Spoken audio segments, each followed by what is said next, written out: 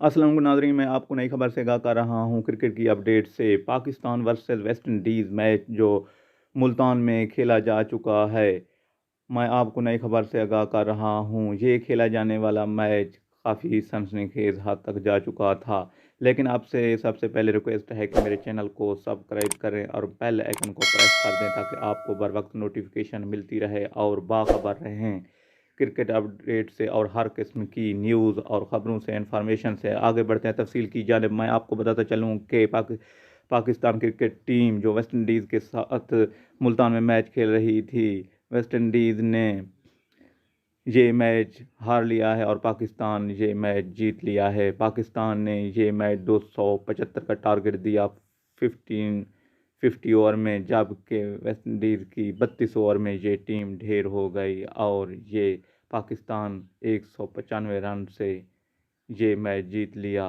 अगर क्रिकेट के अपडेट से अपडेट होना चाहते हैं तो मेरे चैनल को लाइक शेयर